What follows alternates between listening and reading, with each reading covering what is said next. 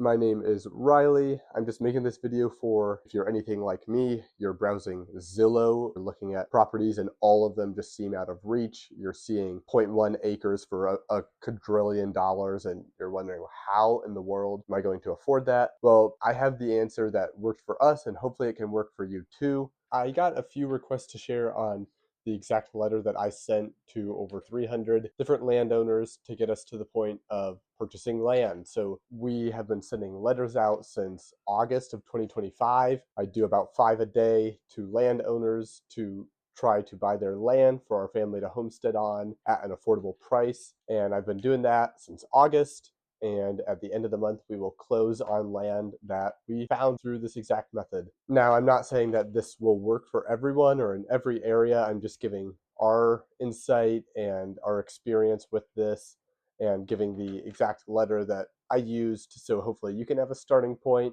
So this video is only going to be about the letter. I do have a spreadsheet that I made that I use to track that is a really helpful starting point, completely free. I put a link to it in the description. You will need to make a copy because I made it so you can't edit that spreadsheet so as many people can have it as possible. That link is in the description. You are welcome to copy it, do whatever you want with it. Hopefully it'll help you. I also did another video on Onyx, which you're welcome to use Onyx or GIS. People thought this was some kind of conspiracy ad for Onyx. It's not at all. I just use Onyx because I used it to hunt, so I was familiar with it. You don't need it. You can do GIS. They're essentially the same thing. I just found Onyx more user-friendly, so that's why we went with that. My biggest unsolicited advice with this whole thing is to not get discouraged, to have perseverance, and to make small strides every day or whatever your plan of action is, which I cover in the spreadsheet as well. So you don't want to spend an hour a day. This is the long-term game. This is the ultra marathon, the ultra marathon. This is not a sprint if you're trying to purchase land this way. For us, that was doing about 30 minutes of work a day. You could easily do less than that. I was sending 5 letters a day. You could send 1. You could be doing this for 5 minutes a day. It's just however you want to make of it. And just really don't let it take over your time, take over your life. Live in the present and make the most of now. And just so I've got this exact letter here. You are trying to keep this as short as possible. So I did, 10 lines, whatever, like 5 or 6 sentences. And you're making it trying to be as personable as you can. These people, you got to think about it from the landowner's perspective. First off, if you're reaching out to a farmer, the average farmer is like 60 or 65 years old. If you're thinking about trying to text them, don't.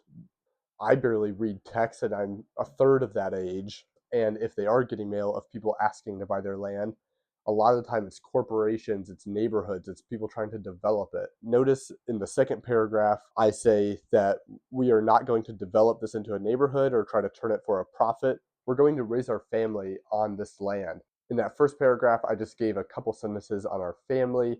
We live here, and even if you're reaching out to places that you don't live, like I was so desperate, I was reaching out to middle of the woods, Arkansas. And even then, I was saying very similar points. I was saying my wife, our 1-year-old, and we're due in January. I just wasn't including, I proposed off of this road. So just try to make it personable. Don't have it just be a robot. Even with this letter, people thought I was AI for reference. So I had people call me a scammer, call me AI, even with this letter. Also make it short. You're writing this daily, if not a few times a week, and you could write it once and then print it. I did that a few times. It's just not as organic. And what's up? Oh yeah, you want to say hi? Hi. We're doing a video on how we found the land. You have anything to say? Anything? Hi. Yep.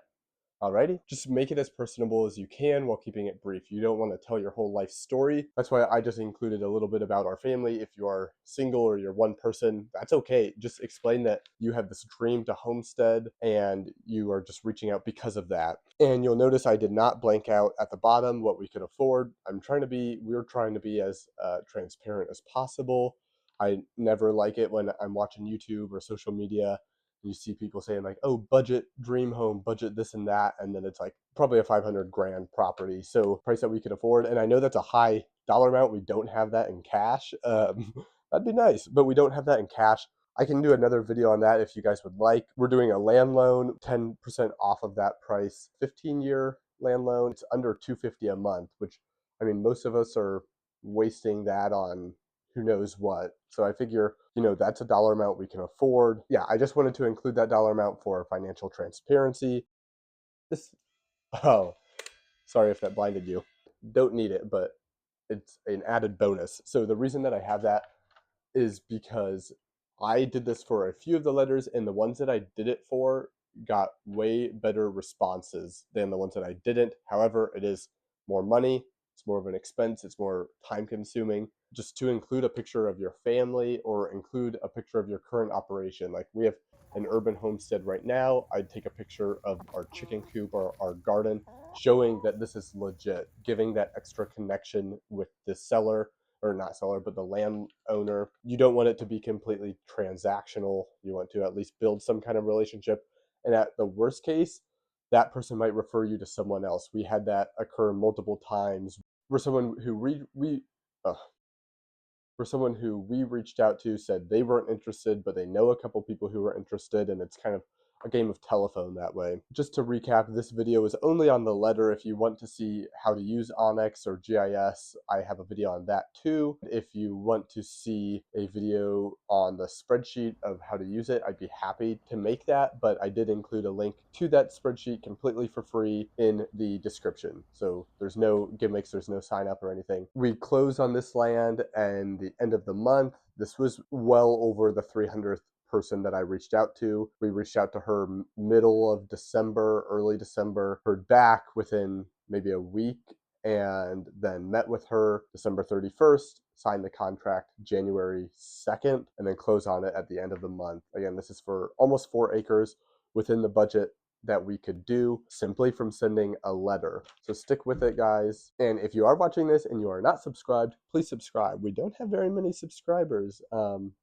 We did just start, and I have 0 YouTube experience, which probably has something to do with it. Something that'll be really interesting, and that honestly, as a viewer, now subscriber, we are not living on this land for another like 15 years. We live about 10 minutes away from this land, and we are going to be doing as much homesteading on it as possible. So if you're interested in that kind of relationship, like if you live in an apartment, but maybe you could afford a couple acres, yeah, I just think it'll be interesting, and we're interested to see how we handle it. I'm sure there will be plenty of failure, plenty of learning along the way, but we're really excited for this. We are going to be starting to do stuff on this land this very year as affordably as we can. We are due, as the letter mentioned, we are due with baby number 2 in a few weeks. So if we go MIA for a month, just know we most likely did not die, but we maybe are dying of sleep deprivation. So just know that we will be back, and thank you for watching.